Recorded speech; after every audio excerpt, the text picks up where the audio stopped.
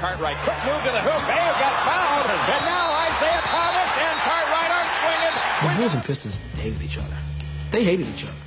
And they should have. I mean, they pounded each other. And Rodman and Jordan going at each other.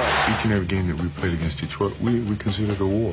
We had flexed our muscles. They were flexing their muscles. And we wanted to remain kings, and they wanted what we have. So they were the ultimate game.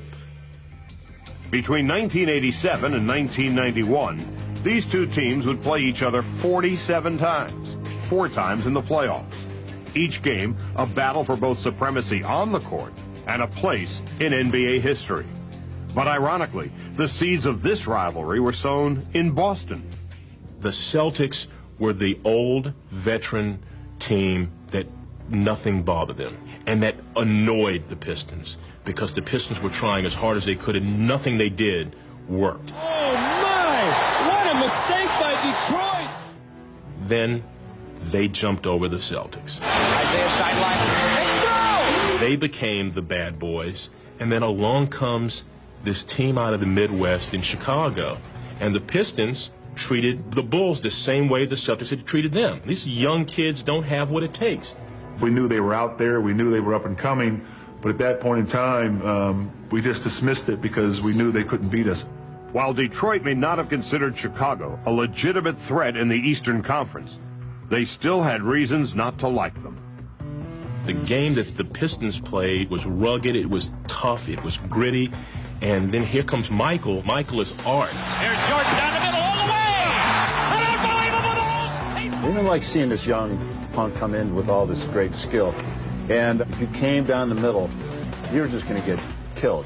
Michael on the move against Vinnie Johnson in the hoop. He is necktied. Oh. Michael Jordan goes down hard. For Piston captain and Chicago native Isaiah Thomas, beating Jordan and the Bulls was personal. Isaiah was a great star in Chicago. He was the athlete Chicagoans were maybe most proud of. And Michael walks in, just takes Chicago away from him. You know, you come home and your hometown fans despise you. That must have been tough to take. It affected me because as a kid, I always wanted to play for the Chicago Bulls. But I loved it. I mean, I enjoyed it because we were always beating those guys. Detroit realized Chicago had a more athletic team than they did, so they induced the younger, more fragile Bulls into a physical and psychological battle that would shape the rivalry for seasons to come. Nice play at all, and Lampier taking a shot at Paxson, who did not like it. It was almost like they bullied us and pushed us around. We always kind of felt like we had to challenge them and stand up to that, and that wasn't really who we were. It was fun to get them off their game. That's how we got off. We were a very cerebral team. We loved to play the mental games. Rodman would punch Pippen in the face or to hit him in the chest. He would so upset him, so infuriate him. Pippen couldn't play in these games. They're so concerned about showing that they're men and they're physical and they're not going to back down. You know, they weren't really thinking about how we're going to execute and beat these guys. Detroit and Chicago would meet for the first time in the playoffs in 1988. And the Pistons were determined to make sure the Bulls and the league's newly crowned MVP knew who ruled the Eastern Conference. On the switch, Jordan, Robert, and the Pistons want to make Jordan pay. Detroit's game may have lacked artistry, but it was effective, and they dismissed the Bulls in 5 games. And the Pistons have now a return trip ticket to the Eastern Conference Finals. The 1988 series, however, was merely a prelude of things to come. In 1989, Michael Jordan would lead the league in scoring for the 3rd straight year, and he would lead Chicago on a remarkable run to their first Eastern Conference Finals. The Bulls win! They win! But waiting for Chicago were their old friends, who had a new twist in their plans to stop Jordan and the Bulls. He's the focal point of everything they do, so let's just break down what they do, and then let's give them different looks. So Chuck says, yeah, you know, let's make a set of rules just for this guy. The set of rules came to be known as the Jordan rules, and the Pistons considered them classified information. Jordan rule? The Jordan rules. Is that something you guys made up? You know what? The Jordan rules was just a whole lot of help. Jordan over 4 players, and Sally came away with it. The rules were more than defensive schemes, however. They were part of a grander psychological plan. They always played into that. Michael wanted to do it all. Michael tried to score it all and played it against him. I mean, he was like a warrior that said, all right, they got three people, I'm still going to take the ball to them. My ego was involved, because I don't want a team to seem like they could dominate me or dominate us. Chicago and Detroit met in the 1989 Eastern Conference Finals. Jordan was determined that the Pistons and their Jordan rules could not stop him.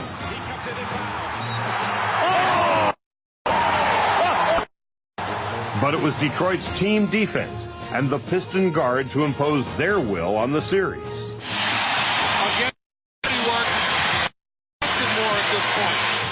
Detroit's victory in 6 games would propel them to their first NBA title and rattle the confidence of the Bulls. I remember in '89 when I was really frustrated about how this team was playing from Jordan rules to try to double and triple team me and make other players hurt them. And we knew what was happening, but yet we still didn't make them pay for that. But Chicago was hoping that the experience of 1989 could help them the following season as they won. Reached the Eastern Conference Finals, this time pushing Detroit to a decisive 7th game. I thought opportunity to get over this mountain, this hurdle that seemed to have been in the way for the last 3 years. Work all teams for this guy. Play hard. Leave it all on the floor. Let's go. But Detroit had different ideas. I thought it would be a cakewalk of a game. They just weren't strong enough mentally to compete at the level that we were competing at. This was right. The Bulls weren't ready, and the Pistons blew them out. Bulls can't buy a basket. The lead is 20. It's one of those situations where at certain points you think, I don't know if we can beat this team. Jordan could not beat the Pistons by himself, and Scottie Pippen was a non-factor, falling victim to a migraine headache.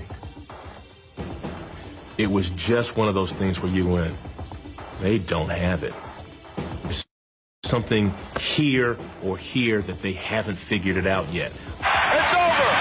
The Pistons return to the NBA Finals for the straight time. When we lost that game, I got on the bus, and I remember my father coming on the bus, and I'm back yelling and screaming, and he's doing all his best to try to calm me down and say, it's only a game, you'll be given another opportunity. And I'm saying, well, we've been given so many opportunities, we're not going to get as many as you may think. But Jordan and the Bulls would use their Game 7 defeat as motivation for the upcoming season. In 1990-91, our whole focus was on Detroit. No one else made a difference. And the team as a whole resolved to change their approach to Detroit in both body and mind. This was a playground type team that played a very disciplined, organized game that was very, very physical. So the involvement as a coach was, you got to go away from pressure. Phil very much tried to reinforce with us that if they hit us, you went away from it. There's something else available to you. Jackson emphasized a team game, and it would pay off during the 1991 regular season, as the Bulls would finally finish with a better record.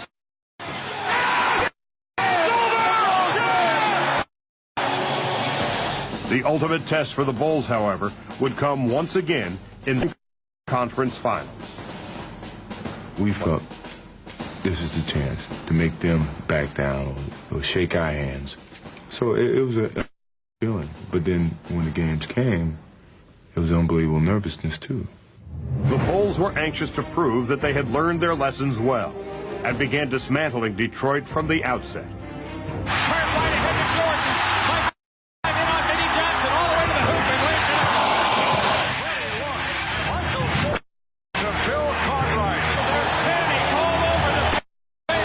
First thought, I thought after the first 2 games, I thought we're in trouble because he's figured out how to play now. Once he started using his teammates and still getting 30, it almost became impossible to beat him. Jordan was not the only player who had figured out how to beat the Pistons, as a more determined and mature Pippen had emerged as well. Yes! And it counts. Chicago would no longer be intimidated by Detroit, baited into confrontation.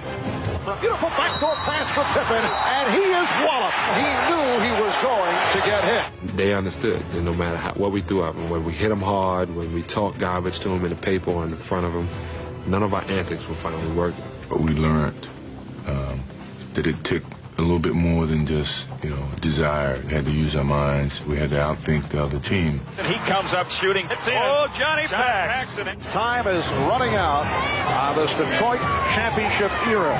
It's Chicago in a sweep. After all the losses and the frustration, sweeping them and winning on their home floor was about as good as it got. Chicago's emphatic victory signaled the end of Detroit's run. But even in defeat, the bad boys managed to keep the rivalry alive by refusing to shake Chicago's hands as the game ended. They left the bench, although there's 7 and 9/10 seconds remaining. The Pistons just left. We were only doing what had been done to us when we beat Boston. Their starting five just left. They just walked out of the building. They couldn't stand the fact that they could see us win on their court. And we're not going out as demoralized. We're going out as we had just finished an accomplishment of a run that was unprecedented in the Piston history. We're very proud of it. It just gave us more energy. And I think from that time on, I think we won 24 straight against Detroit, and we're not going to let them beat us anymore. The Pistons would never challenge the Bulls again. But Detroit's 4-year battle with Chicago would prove invaluable in molding the Bulls into 6-time NBA champions. The hurdles were very, very difficult, but I'm very happy that we went through those circumstances because it taught us to understand what winning was all about. You know what?